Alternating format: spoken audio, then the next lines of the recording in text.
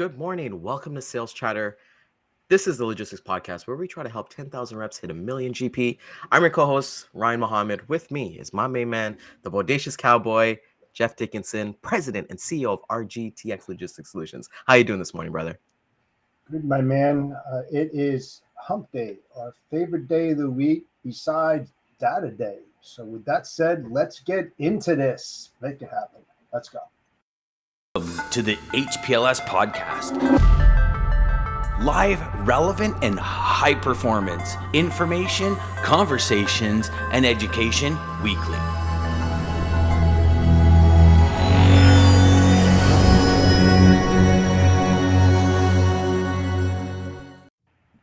And like you said, it's really one of that great days of the week that I personally look forward to. And we got a lot of jam-packed stuff for you. But as you guys can see in your top right corner, we have an amazing guest today. We have my man, Matt from Dentro Carriers. He's a great friend, a great partner that I've personally had great conversations with. Matt, welcome to the show. We're so happy to have you. Give us a little intro about who you are and what you do. Thank you very much, Ryan. I am humbled and honored to be on this podcast and share my story with you guys and kind of get to chip in and share some transportation knowledge and have some conversation with you guys today. So my name is Matt Aquin. I kind of got into this whole transportation industry by accident, actually, by walking in the wrong door looking for a forklift driver job. Was asked if I was there to apply for the sales job, and here we are 17 years later. It's been a very interesting career for me. I was actually the youngest account executive in Vitran Express history at 22 years old. That started me down a whole different journey, though, with getting that kind of salary and that kind of money at such a young age. I kind of fell into some bad habits and some things that kind of led me off the path of where I was trying to go, and my career actually fell apart in my later 20s. But thankfully, through the help of a very good program and through my faith in God, got my life back on track. And now I'm here to help other people that are struggling. And I actually do mentor a few different people in this industry right now that are struggling with substance abuse and just time management and just better ways to control the stress of our industry and different things like that. So if there's anybody out there that's struggling, anybody that's looking for just a friend to talk to, if you don't feel like anybody understands your struggle, I do. Reach out. I'm there to help you. Awesome. That is amazing. That is awesome, man. And then we got Dean as well. Dean, you're in a not a familiar place today. Can you tell everybody where you're at today and this week? Yeah, I'm in Columbus, Indiana, home of Cummins Diesel. I think there's a Toyota factory here. I know there's a Class 1 railroad that comes past at 5:40 a.m. and blows his horn outside the hotel room. He had some chemical tanks on, a couple of gondolas, and a few grain hopper cars. I counted all 9 of them. And he was playing a pretty good tune that woke everybody up. So you got to love that. So we're at the ACT Research Conference. ACT Research are a partner of DAT. They're the premier company, been at it for decades. They're the company that tracks all of the used truck and trailer prices and new truck and trailer orders. So here at the conference, they're talking about the economic outlook for primarily truck and trailer orders, equipment, talking about electric vehicles, autonomous vehicles. So it's an outlook where a lot of the big truck manufacturers like to attend and get a feel for what's going on. A lot of macroeconomic stuff, but very good discussion about the freight market, what they're seeing coming up over the next couple of years in terms of freight demand. And that, of course, leads into what people predict for new truck and trailer orders. So a couple of data points popped out. Trailer order build slots are already full for this year. So the build time is out to 10.1 months, which means if you wanted a new trailer, you're talking about a 2024 delivery date. Things are getting better on the truck side. People still haven't got all the trucks they want. There's still what they call an undershoot. There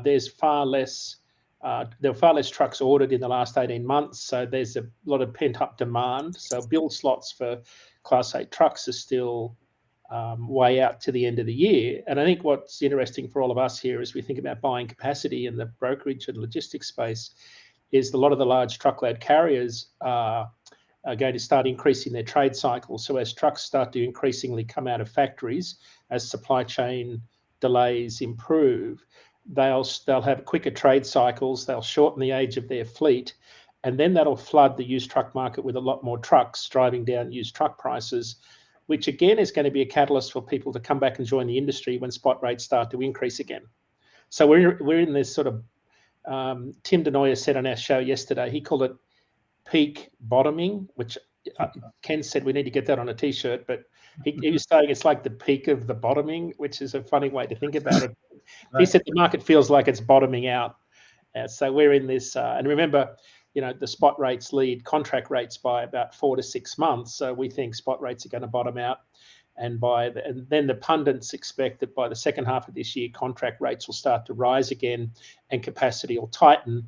And then we're back into that next phase of the sort of the inflationary part of the market cycle. So it's just a fascinating event here just to sit and listen to some very clever people. The president of CEO of Wabash was just on the podium talking about trailer orders. And he was talking about trailer pools. And this is a fascinating data point. They're talking about trailer to tractor ratios of 8 to 1 because of the proliferation of trailer pools and digital brokers, which is staggering when you think about, big fleets like Schneider are probably 4 to 1. Yeah. A lot of them still have a lot of trailers full of customer freight that they can't dispatch. So there's a mobile warehousing component to that.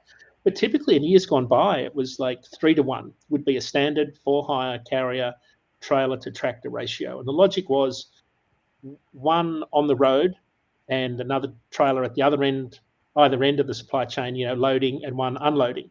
So in theory, you have 3 trailers allocated to every truck, but the truck keeps moving and does a lot of drop and hook. So when you start to talk about trailer pools, or what they call grey trailer pools, where it's a third party that owns the trailer pool and you can share trailers between shippers and carriers, you start to think about now why trailer orders are being so heavily pushed, because I think the evolving business model is, more utilization of trucks. But for the smaller carriers, it gives them access to drop and hook that they wouldn't normally get because that's only a big carrier function. So just some interesting trends about how we think about the freight market. The drop and hook model is certainly getting a lot of traction. Sorry for the pun on play on words there, but it's actually getting talked about. And of course, Wabash is a publicly traded company, so a lot of that information you can find on their website. So that's my intro to where I am this week. Nice. That's awesome, man. Just want to get a perspective from Matt as well. Is that something that Dentro that you guys kind of do? That you guys see a lot of drop and hook, or are you guys kind of like one pick, one kind of drop on your side there? We do a lot of both actually. We're kind of varying into a whole different markets now over here at Dentro. So since I came over at Dentro, I've had a very big experience with flat deck. I've had very big experience with vans and reefers going, whether it be milk runs. We enjoy that kind of stuff too. It keeps our drivers busy for a longer time, and it's something that a lot of carriers have started to get away from. So when that market kind of loosens up, I try to get in there and be like, okay, well, I'll be your one-stop shop then, and we'll take away your problems, because with that, then two customers start to trust, okay, they're taking our more difficult stuff away here, so why don't we give them some of the better stuff as well? And that's kind of how I've built Dentro that way. We're doing things here at Dentro in the last couple months that they've never done before. Like, for example, now we're running up to Alaska directly. We're running up into the Northwest Territories directly. And I'm working on something right now to have us actually going into Mexico and doing stuff in and out of Mexico. Drop and hook, it's something that I've been doing now for a long time. I don't mind that kind of stuff. I'm seeing more of it as we're going along here. Like you said, with all these virtual brokers out here now, it's turning out that there's more non-asset stuff going on everywhere, and it's just pick drop stuff like that. I don't mind that kind of stuff. Again, if there's a customer need for it, I'm going to put my hat in the ring and take care of that for them. And at Dentro here, we're working on building that and kind of fine-tuning the way we do that to kind of help our customer base out a little bit better, as well as gain exposure in the industry by doing so.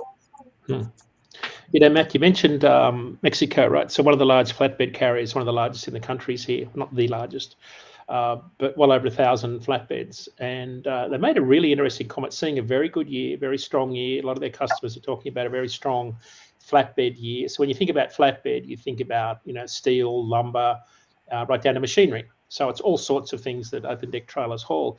He said, we're just now starting to see the benefits of the infrastructure bill, with a lot more light poles and guardrails and things like that. And he said it's coming from Mexico. We are seeing a lot of infrastructure, flatbed freight coming across the border from Mexico, but we're starting to see that. And it got me thinking, maybe that's why, along with the warmer weather, we are seeing more volume in the flatbed market and rates rising in the national flatbed market, as opposed to dry van and refrigerated, where rates are dropping. So it's kind of a little bit unseasonal to have such a warm winter, especially in the northeast, not so much the Midwest. And then on top of that, we've got infrastructure bills starting to push some more volumes. But driving down from Indianapolis on Monday evening, I'm on I-65, and it's like an extension of the Indianapolis Motor Speedway, right? I thought Massachusetts drivers were bad. Man. I thought that was Toronto. Well, no. So they're funny. Not a lot of speed signs, but they do have one distinct sign like every mile, and it's an orange sign that says "reckless driving, $1,000 or 6 years." And it's like, whoa. If that's not a heavy warning, I don't know what is. Anyway, so it was that was one thing that struck me. But my point is that the amount of warehouse space at Indianapolis, which is kind of like the intersection of the highway network in the country, the amount of warehouse space, Jeff, it didn't. So what is it, like 50 miles from Indy to Columbus?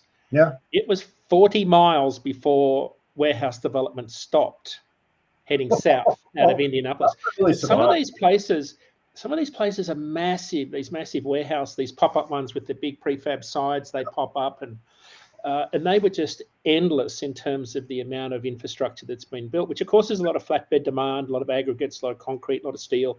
So I think flatbed has benefited from that also. But just as we travel the country, you're talking about Grand Prairie, Jeff. We've seen it in Miami, but it's just striking to drive the interstates and actually see firsthand the amount of warehouse development that is still ongoing. That's the shocking part. Yeah, and I think that that relates to the issues and the disruptions that we've seen in the past, where they didn't have enough warehouse space. Right. Now they're building it to make sure they do. And if we recall from a past podcast that we had, I read an article where they said that they need another 1 billion square feet of warehousing in the next 10 years. That's what you're seeing.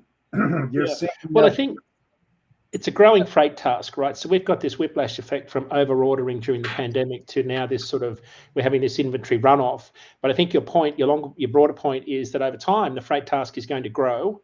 Populations are growing. So we're going to need more trucks, more trailers, more space, more logistics. So I think that's the general trend. We may see some builders pause some of their building activities, but I think longer term, you're still going to see a growth in that particular space. Yeah, and Bethlehem, Allentown, Pennsylvania. Yeah, huge. Yeah. There was so many farms there not so long ago, and they're all gone.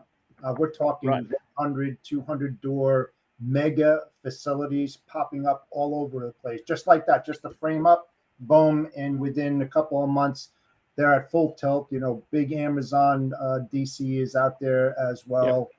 And it's just amazing, when you look at that, and especially in the Houston area. And we'll get into that in a little bit because of the article that they sent me earlier. But it's just amazing. It really is. And when you drive those interstates and you just happen to look left and right, they're popping up all over the place. You mentioned Allentown. I just looked at the big radius tool where I look at what's within 500 miles of city. On the big radius tool, anybody can look at this. It's bigradiustool.com, I think.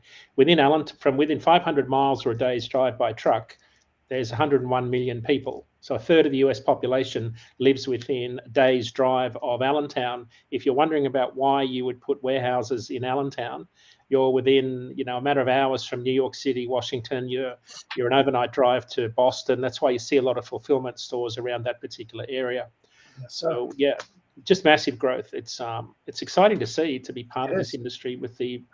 But there's a lot of feedback, though, the negative feedback from the residents in those areas that are not advocates. They're against the big ones. Even in Sparta, where I live in New Jersey, there's an uproar about The possibility of Amazon taking over an old cement factory that's been there for a long time in Sussex County.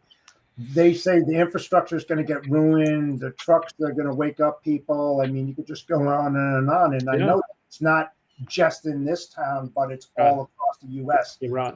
Good point. Said about it. Yep. Canada as well. We kind of see it there, and it kind of like talks about a situation here. Like Matt and I are in Canada, and we both use the sister company Loadlink.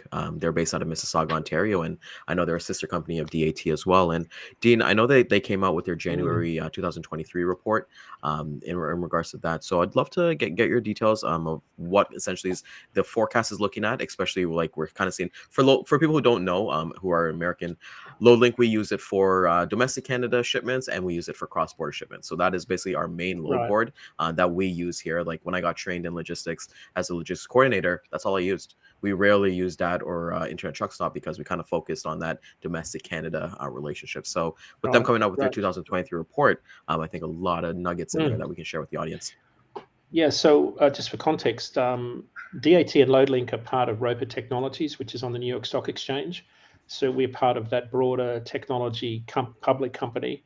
But Loadlink are our sister company, as we like to say. In terms of the size of their business, they've been around for about 30 years. It's a sizable database. They've got about 7,500 Canadian carriers and freight brokers. So it's certainly representative of the US market. And the data that came out, if you go to loadlink.ca, you can read their latest report that says that they started the year with the third highest January recorded in the company's history, which is, just fascinating when you think about spot market activity. When you break it down, though, the spot market started off very strong. We're coming up on year-over-year comps, which remember this time last year we had the cross-border protests and the blockades. So when you think about impact on freight market, we're about to lap that particular period. So your comps become a little bit squirrely. But the data point that jumped out at me, Ryan, was the inbound. And we want to show the summary chart, which shows the January load changes for cross-border, intra, and other. The data shows that inbound loads from US into Canada were up 52% in January compared to December. Still down year over year, though, so they're still much lower. So to my point about being careful with year over year comps, it's 26% lower than this time last year, but higher than December. So that's great news.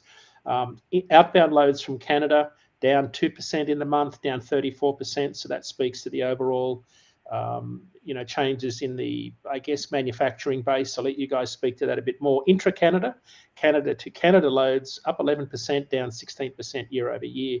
One of the themes that I wanted to talk a little bit about, guys, was the effect of winter. So what we see over winter is spot rates for a lot of lanes tend to increase when we see the St. Lawrence Seaway freeze up and, ice clearing reduces. They take away the navigation buoys. The Welland Canal closed on January 9, I think. It won't open until sometime in March.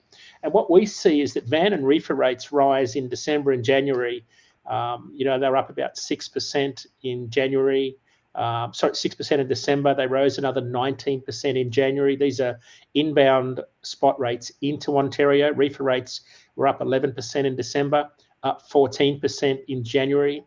Van rates into London, Ontario, up 20% in January. Some of the largest increases out of the Great Lakes region and East Coast ports, like rates out of Green Bay and Fort Wayne, Indiana, and Rock Island, Illinois, Elizabeth, New Jersey, Allentown, PA, all up in the range of 20 to 30% month over month.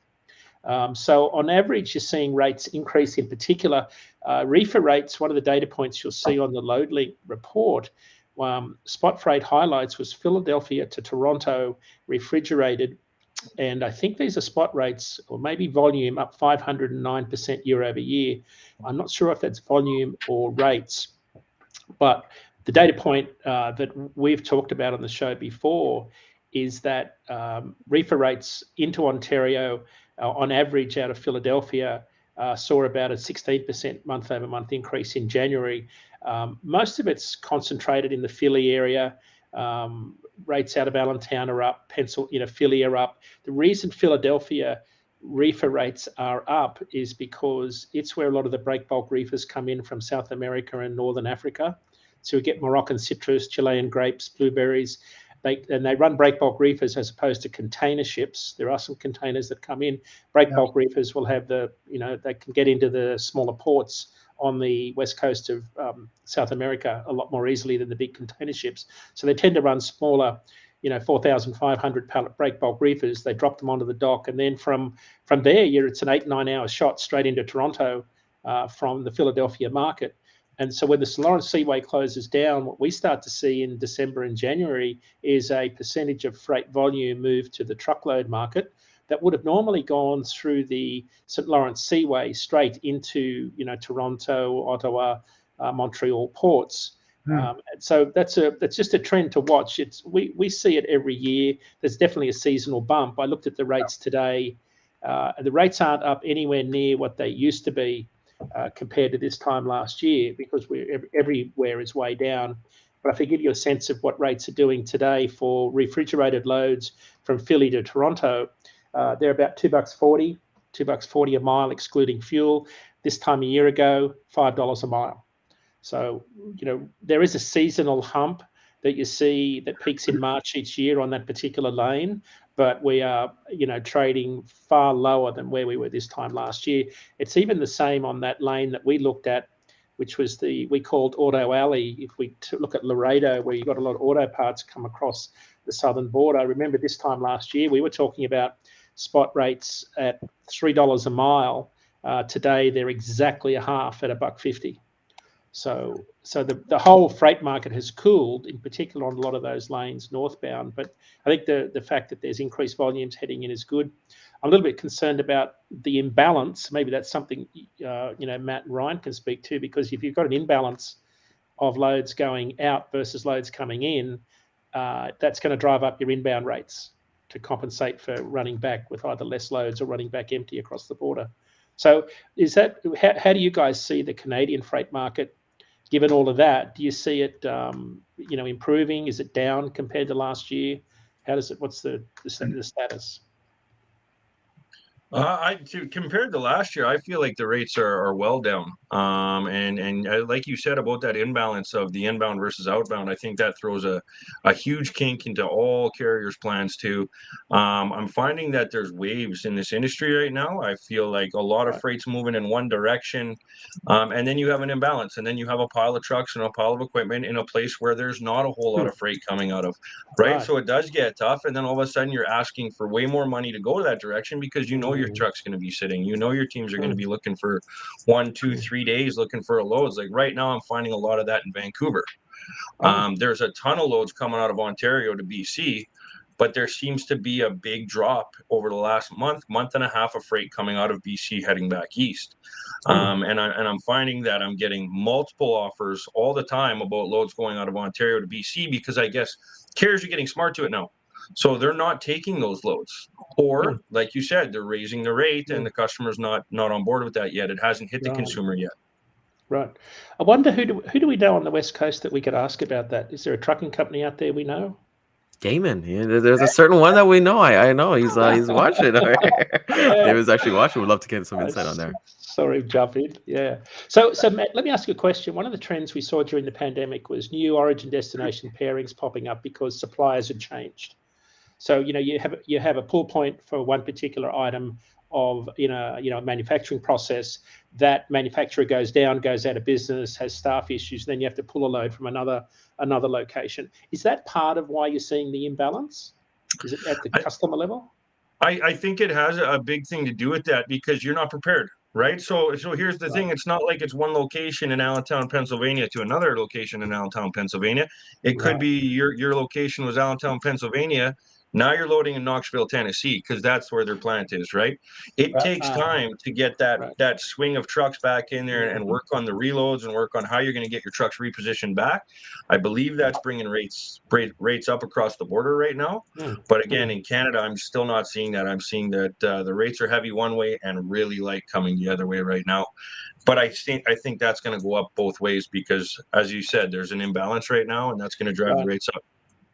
Yeah, we're seeing, imbalance in a lot of markets. One of the things that they talked about at the conference here today was hashtag no more empty miles. I have to look this up, but and I think they kind of misunderstand the point. They're saying that 38% of miles in this country are empty. Well, sometimes round trip rates, you got an empty round trip, part of it. It doesn't mean you lose money. It's about your revenue per tractor week. And sometimes empty miles can get you into a market where you can actually make more money over the course of the week. So not all empty miles are bad, but I think carriers knowing their operating costs, to your point, Matt, about making sure you're loading the inbound rate to reflect the decreasing demand on the way back out is absolutely critical. Hashtag no more empty miles. Yeah. So what's Daman saying there, Ryan? Produce was also slower on the West Coast. Yeah, that's a good point. Volumes are still way down. They're still suffering on the West Coast and southern and northern Cal because of the massive rains they've had. That market still hasn't recovered. Their freight volumes, last time I looked, were down about 70% when you look at the weekly volumes of truckload of fruit and veg coming out of there. So it hasn't picked up yet, but we're in between seasons. So I'm not alarmed. I think we're just off to a slow start on the West Coast. So I think this could be a really good year if they can get the plantings underway. Boy, I'll tell you one week, slow the next.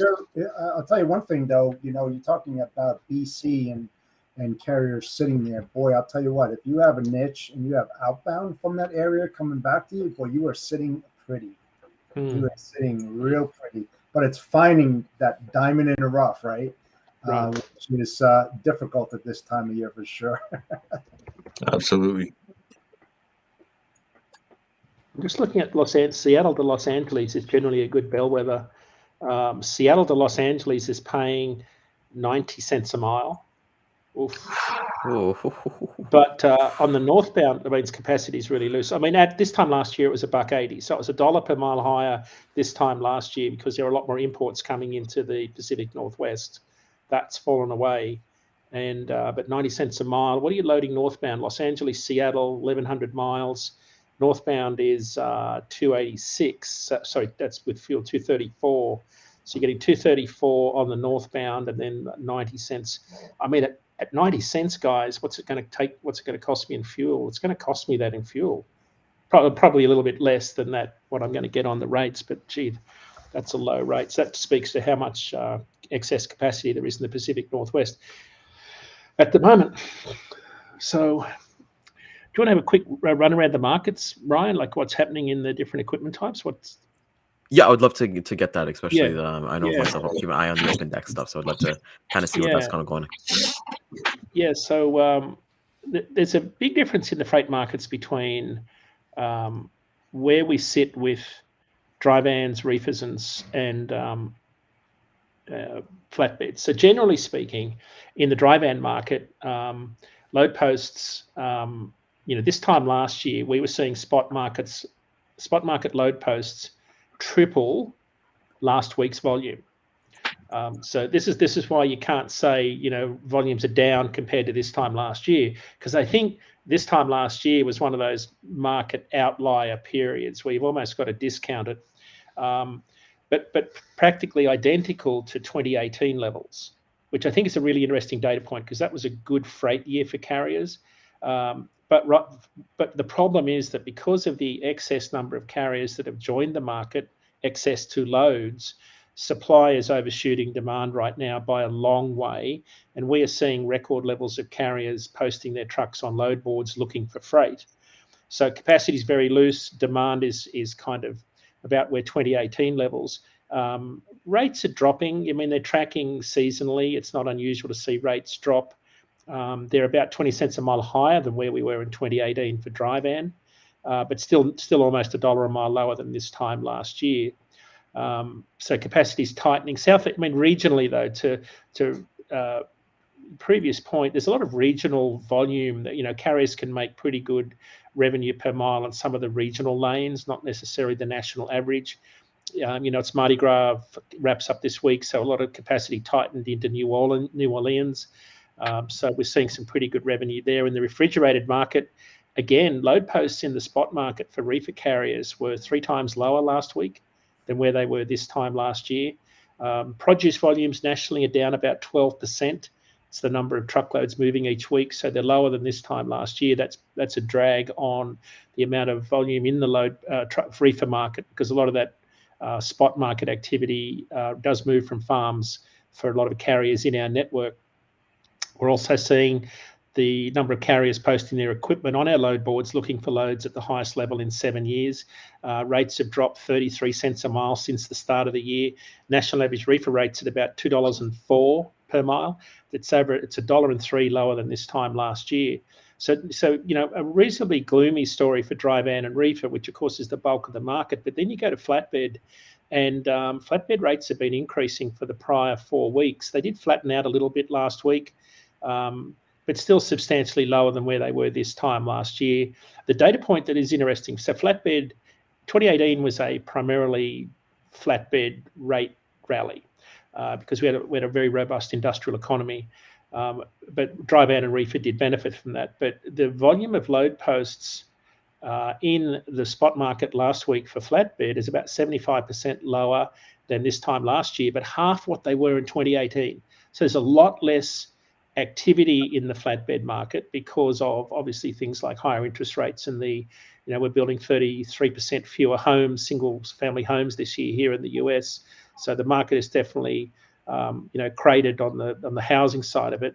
So there's a lot there's a lot less activity, but carrier posts are still high. But I think what's happening is a warmer winter and some of this volume we alluded to coming across for the southern border for the infrastructure bill, large projects that are underway, and obviously domestic manufacturing to meet that demand.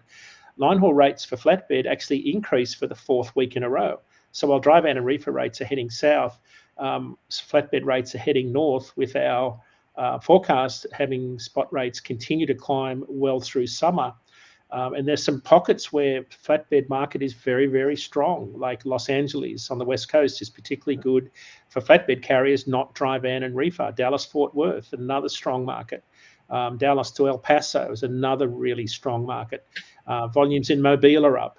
Mobile to Lakeland, $2.77 a mile. So if you think about loads to Miami out of Mobile, Alabama, are $2.89 a mile. National average is $2.13 a mile. So I think it depends where you run and operate as to to Matt's point about what rates are going to look like, because I think it's a really regional story. We have a saying, and it's not mine, but I'll claim ownership to it because I use it more often, is that there's no one home at the average. And if you think about that in statistical terms, the opportunities for carriers are on either ends of that spectrum. You see 90 cents a mile southbound out of Seattle, but you'll see nearly $3 a mile from Mobile to Lakeland or Miami.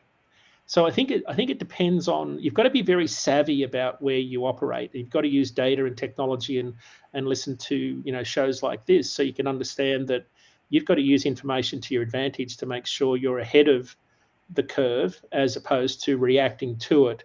It's something we talk to carriers about is, it's like my comment earlier about empty miles. Well, not all empty miles are bad. I mean, I've used empty miles to my advantage quite often, but I do know that I've already had to factor in that empty mile component into my head haul rate. Right. And that's where you've got to be savvy about understanding. You've got to be you've got to study this industry. You've got to be a student of this industry, and you can never stop learning. I've been at it 45 years in transportation in different forms, and I still learn stuff every single day because I take a pretty big bucket to fill. Like some people take a little tiny bucket to a conference and they don't get much in it. Man, I've got the tanker out there. I'm loading stuff in that thing and trying to figure out how much I can learn every single day. Every day. Yeah. If you're not learning every day, you're missing the boat. You really absolutely are. Because it's changing. It's changing rapidly, at a rapid pace. Yeah. You look at technology back in the 80s and 90s, it's nowhere where it was now. And now we're like really moving at a very fast pace. So, yeah, we were having a discussion about that this morning, Jeff. One of the things we've noticed is that freight cycles are changing. The amplitude, the way up and the way down is getting much higher. If you think about the 2014, 15, 16 freight cycle, rates went up 5%, then they came down 5% year over year. In the 2018 period, they went up like 15 to 20% year over year, then they came down 15 to 20% year over year. in the last freight cycle, they went up 70% year over year last year, and now they're down. They're heading south at about 40% down year over year. So the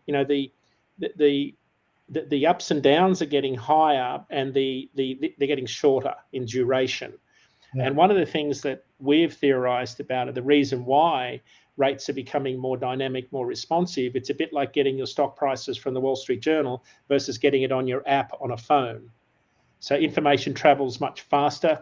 When you've got more information readily disposable, you better access to information makes markets move faster.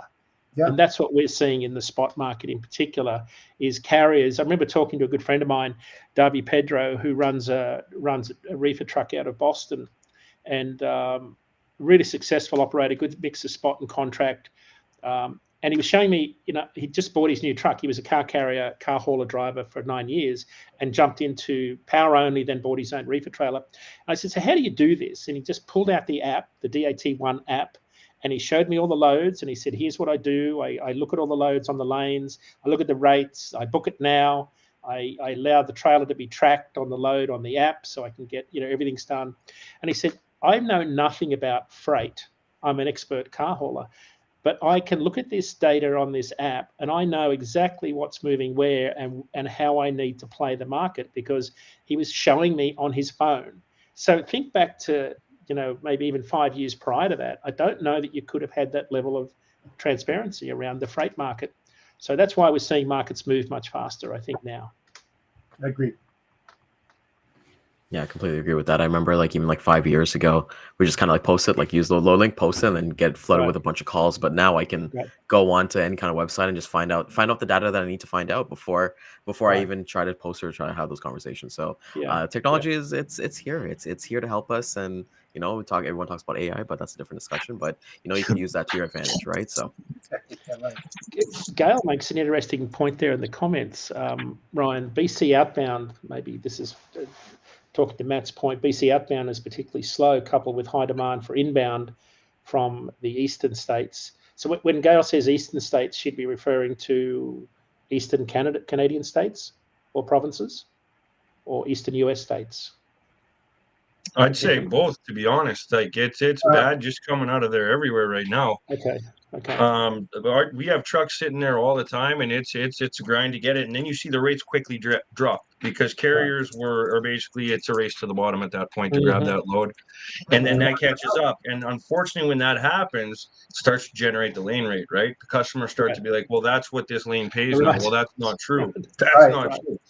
That's right. Because they've got to take something and nothing to get out of Dodge. Yeah. But sometimes you have to do that, though. And that's what people don't understand. I get all these prideful guys saying, well, no, I'm worth this, and then you enjoy sitting there, because time to get moving and get back to your head hauling. Do you know what I mean? Get back to where you're going to make money. Sometimes you gotta bite the bullet just to keep moving, because there's a cost involved with sitting, and that cost isn't just for your company, it's for your customer. Right? Because the longer you sit there waiting for your $4 a mile load that's not coming, you can't get back to your customer's next load. All of a sudden, you can't get them a truck, you can't get them a trailer. They're going to call somebody else, and if they don't drop the ball, why would they switch? That's right. Well, it depends about your mortgage on your vehicle as well. Can you afford to sit there and not get paid and still make that monthly mortgage on that truck? And then you got the guys that already have that paid off. It's scot-free, and they can sit a little bit, because they're gonna play the market a little bit and see if they can get that almighty dollar to move it. So you have half a dozen here, half a dozen there. So but it does drive the rates down when you take those low rates. Right. It hurts everybody. Sometimes the load of post holes and glider engines is actually worthwhile. Sometimes gotta do what you gotta do. All the nosy truckers that say, what are you hauling? Say, post holes. And say, oh, really? How much do they weigh? So not much. Or next day might be glider engines. And they go on about, say, glider engines, where do you load those from? Dude, get a grip. Right? That's a bit serious. When you're on the CB talking about it, you've got all the nosy truckers wanting to know, because their sales reps are following you around in their cars trying to steal the freight. Where do you get them? Yeah, where do you get that? Yeah. Yeah, glider engines. We get it from the airfield, something like that. Yeah, you're going to have fun with this. Yeah, these are tough times though, right? So notice diesel was down about 7. National average was down about 7 cents yesterday. What is it? 4.37 nationally. I mean, that's incredibly good news for carriers. I pulled some stats this morning in case you're interested on what the data shows from the year-over-year trends. We are doing pretty well on the comp side. Remember, diesel was this time a year ago. It was, what was it? Not this time a year ago. I think we're about 36 cents 36 cents lower. Let me just quickly pull up this data because it shows we are ULSD. Here it is here. So we are year over year. So we're down 80 cents a gallon year over year, 21%. We're 25 cents lower than the July 08 peak of 477. And I think we are down, it was 580. I think it was 580 was the previous high in June last year. So we're down from 580 to 454 this week. So that's actually 437, I think it was yesterday, according to the EIA. They were a day late because of President's Day. So I mean, that's great news for all of us. I was noticed on, I don't know if you follow the Gas Buddy on, is it Patrick Dahan, Gas Buddy on Twitter. He had a really interesting quote the other day, and he was talking about diesel prices being down in the $4 range this year. And I thought that was a really bullish outlook. Some of the things he said in the reason for that, if I can quickly pull up his tweet. So the reason he said, big deflation to diesel coming. By June, there is a possibility that diesel prices, it was $2 per gallon lower. So that's going to put them just north of $2 a gallon. I mean, that's an incredibly bullish statement. And the Twitter thread went on to say why. And he said supply improvements, a mild winter, weak consumption, and improving refinery production. So, gosh, if diesel prices were $2 or lower, that would certainly accelerate the next freight cycle. Because what'll coincide with that is shorter trade cycles, more trucks coming out of factories, more trucks hitting the used truck market as larger fleets shorten their age of their fleet. If you have more trades hitting the used truck market, used truck prices will revert back to normal seasonal levels, and that will coincide with carriers wanting to get started back in the industry again. And we're seeing, so to put some numbers around that, we saw the industry start to lose capacity in October, November last year. We've lost about 2,500 carriers per month since October. This month, though, it's turned more positive. We only lost about 1,100 carriers so far in the month of February. So the trend. So when you look at the overall trend line, we were losing capacity from October. We're still losing capacity, but at a slower rate. At some point in the next month or so, we'll start adding net new capacity because every month there are carriers coming and going from the industry. And but what we're looking at now is that there's still more carriers leaving than coming in. So that's once you start to see it turn positive, then capacity is going to tighten, and that usually is the bottom of the freight cycle, and then rates come back up. We expect that, for those doing RFPs and thinking about spot rates, if spot rates are bottoming out, it'll be 4 to 6 months before contract rates start to bottom out and come back up again. But I think the important point is that contract rates today are sitting at, if I take contract rates today are sitting at national average is $2.88 a mile, $2.35 excluding fuel. Our forecast for the second half of this year have spot rates decreasing, but nowhere near the lows of 2019. Right. So even if they drop to $2.50 a mile from where they are today, from the 288, right, they'd still be 25% higher than 2019 levels. So I think the notion that we'll see rates drop, back to pre this cycle, I think are unrealistic, largely because, if we said last week, carriers have been more disciplined about cost this time around in their RFPs. And even though we're seeing RFPs come in lower, carriers have got a much higher operating cost base this time around. Yeah, just a real quick question to either Ryan or Matt. Is it still $3 and change a liter in Canada No, right not a now? liter. No. It's never been $3. I think it was like a gallon we were talking about. I know I filled in my area. I filled for $1.38 on the weekend. We're And $1.51 here right now. yeah, $1.51 yeah, $1.51 a liter. a liter. Yeah. So So we're you're looking over at about $6 $6 a a gallon, gallon. right? Yeah. yeah. So I'll Wow. take that 4.44 a gallon any day of the week if you guys Yeah. want to send that fuel down this way. That's also going to see because, and one thing that I don't know about Matt, where he is at, but our area, everyone has Teslas. Everyone has hybrid Right. vehicles. It's Yeah. that's the way it is. Like it takes me $30 to fill our hybrid, and we get 600 kilometers with it. So, it's just I feel that's the way. Like the gas guzzlers or anything like that you think about those days. It's just not feasible. Yeah. Hey, Dean, Hey. the article that you sent us about the disruptions in Long Beach and the movement of freight, and we're seeing that being moved to the Houston, New Jersey, New York, Savannah ports. What's going on with that? I found that article very, very interesting. I think Sikora has his hands full with the Oh yeah. the new agreement if it ever comes to fruition. Shippers are still very hesitant on moving their freight through that port. And what are your thoughts on that? I mean, it Yeah. looks grim. Yeah, I think it is grim because as we sort of talked about on the show a few months ago, maybe a few weeks ago now, that we're into that order cycle where shippers will be thinking about which areas they're routing their goods through. I think you're in a situation now where even though contract talks have started, restarted, I think you're still going to see a lot of shippers reroute their freight, their discretionary freight, let's call it that, Yeah. to the Gulf Coast and East Coast. So that trend, I think, will continue.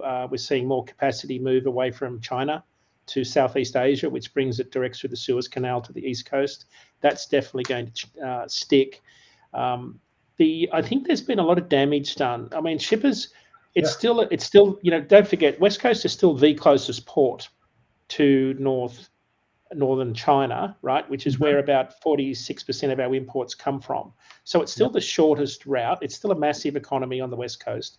But, the cost of moving goods inland is still relatively inexpensive by train. So I still think there's going to be a certain volume of freight stick on the West Coast, but I think there's a lot more shippers will probably start to use on a longer term basis the Eastern Gulf Coast. In particular, we're seeing a lot more volume coming to Houston and Mobile in particular. The data point that stuck out there was his headline, which is "Don't bet against LA." And I thought, wow, that's a tough ask because you've got a lot of intermodal issues, you've got a lot of congestion issues, you've got a lot of anti-trucking, anti-rail issues, a lot of push towards greener technologies. There's you've got older trucks being forced out of the market, rightly or wrongly. So I think you're going to find that there's a lot of things going against trucking activity, in general on the West Coast. And that could push more to rail. But interestingly, when I was in Tucson the other day, I'm seeing guys out there draying containers, international containers, east of Tucson. So they're obviously heading to El Paso or somewhere like that, possibly heading to Dallas. But they're draying containers a long way off the West Coast. So, yeah, I think I think part of it's permanent. As to how much, though, Jeff, I'm not sure. I've seen some of the experts talk about, somewhere between 8 to 10% of import volume will stick permanently to the Eastern Gulf Coast ports. That sounds realistic, but again, I don't know how that would have to wait for our data to, emerge over the next few months. We're still around 2 million TEU, so we're still around pretty healthy import levels. But for context, that's pretty much exactly where we were in 2019 in terms of the volume. The other problem too. That's not really been talked about is what about all the new warehousing that they're building out in that area? What are they going to do with that? Because once it's built and they can't fill it, they still got to pay for it, So, I mean, they have their hands full. There's huge other problems that are existing. So it's a good question. At the Stifel conference, I talked to a private equity firm that has a lot of interest in that area. And they said something that was very interesting. The reason you haven't seen the rate of growth in like Stockton, Ontario, that you would have normally seen in other areas is lack of space and a lot more regulations around building requirements. Yeah. So his comment to me was they're already tapped out. And we saw that during the pandemic. We saw it through when the imports were levied on China when they wanted, what was it, a 20% tariff on imported goods from China at the start of 2019. So we saw a massive pull forward of imports in late 2018 that absolutely flooded the warehouse markets around Ontario and all the way up to Stockton. So they haven't recovered really from that. And then we had the COVID surge of retail imports. And that's why you saw a lot of imports flood Denver, Dallas, Phoenix markets, and so much warehouse growth around there. So I think that's even if it, we come back to normal levels, I still think you'll see a lot more warehouse activity further inland because those markets are pretty well tapped out. Now, but you're seeing a lot of discounting. You're seeing a tremendous amount of discounting right now because, I mean, let's face it, those warehouses are blowing out at the seams and they need to move that inventory. They can't sit on it. I'm seeing stuff at 80%, 70%. We get it all the time. I mean, they're trying to move that because they've been sitting on it for months, if not a half a year or so, So it's unbelievable. They're trying to get more space that way. Yeah, I'm just reading some of the notes here. But you're right. I think some of it is permanent. Ryan, do you want to have a quick look at the questions while we've got time here? So, do you think transit times will play a factor in which port is being used? Yeah, almost double the transit times from the west. Absolutely, Daman. I think that's why we've seen such a flood of, again, bad choice of words, but a flood of break bulk and container imports into Houston and Mobile in particular, because of their immediate access to major interstates. Even the inland waterway out of New Orleans has been a big boost to a lot of shippers moving break bulk freight. So I think that's the trend that I've seen on the East Coast is much longer dray hauls. So you're seeing, well north of 500 miles of 40-foot containers being drayed off the East Coast, which is, I've only been here 22 years, but that's not something that I've seen going back, 5 years and earlier. So I think transit times are a big part of it. But I also think, David, it's commodity specific because there are a lot of shippers right now who are very happy for trains to take as long as they like to get there because they have inventory issues and they're looking for that extra storage space. So I think it's very commodity specific. And the next question is about volatility. I've also heard the transit times. Yep. So volatility in ETAs to each customers, and I would imagine the volatility would increase based on the longer transit times. Yeah, again, I think it's commodity specific. It's I think you've got a lead time factor that's pertinent to each particular commodity. But Truckload has proved in the last couple of years to be very nimble, very agile. Rates have come back down. Remember Dan talked about these 2 containers of bed linen that came in from Shanghai, destined for Orlando, Florida. And the 2 weeks at anchor delay ate into his intermodal transit from the West Coast to Orlando. So it was 10 grand per 40-foot container on a team truck because he had to be on time. So his whole intermodal transit was eaten up by that. I think it's interesting. The intermodal network still hasn't hit its straps yet. They've still got some, velocity issues. I do think that's improving though. So we could see some improvements there on the rail side. Awesome. Kind of see John says we're coming up to wrap up today's amazing episode of Data Day. Dean, can you give a little bit more of where you're at? I know you mentioned at the beginning, but are you going to be speaking this week and anything that you got coming up as well? Yeah, I'm speaking this afternoon on a panel with the CFO of Melton Truck Lines and the CFO of Grammar Freight Lines, and Tim Denoy is hosting it. We're talking about the truckload freight market today. You'll be able to read about this a lot in the press, but Ac Research is the big dogs in the used truck and trailer and new equipment order space. So you'll see a lot of that coming out in the press in coming months. And then I'm on SiriusXM on Friday morning talking with Jimmy Mack about, we're talking all things trucking, 8 a.m. Eastern, Road Dog Radio, channel 146.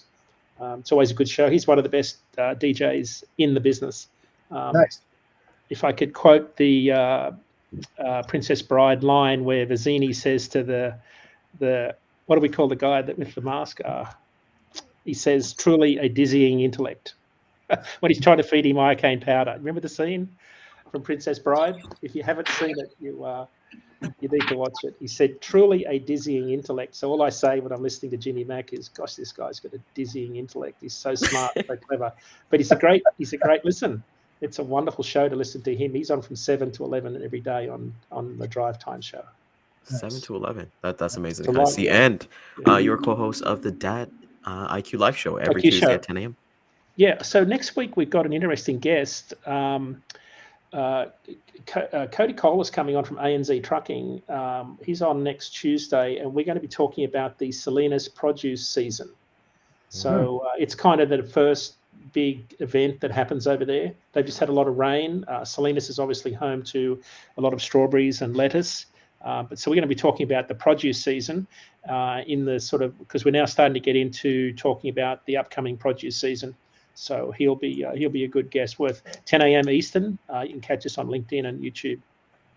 Fun stuff. And Matt, it's been such a pleasure having you on this morning, brother. It's you fit in like a glove, you know. It's been amazing. So if people want to get a hold of you, Matt, how can they get a hold of you? Promote yourself a little bit here, brother. Yeah, you guys can reach out to me on LinkedIn, or as you guys know, I'm the vice president at Dentro Carriers. Give me a call anytime. If you're struggling, call me. If you got freight, call me twice. There you go. All right. So we want to thank, Matt, Dean for being here with us. Want to thank everybody in the audience spending your Wednesday morning with us. It's been amazing. If you did find value in this, please like, comment, subscribe to us, share this with a colleague. Let them know that they can use data to share their story. Catch us back on the replay. We'll hit the replay again at 2 p.m. and 4:30 p.m. Eastern time today, and on YouTube, Facebook, LinkedIn, Twitter, all that fun stuff there. And Jeff, take us out, my man. Yeah, Matt, thanks for joining us. Appreciate it. We definitely have to do it again. Dean, as always, great insights. Figuring out what's happening in the market, what's working, what's not working. It helps out everybody in the industry. So thank you so much. And also to Daman and Centurion Trucking, thank you so much. Daman is hiring new agents out there at 60% margin. So if you want to get a good job and work for a great guy, reach out to Daman. And with that said, have a great day, guys. The Bodacious Cowboy is out.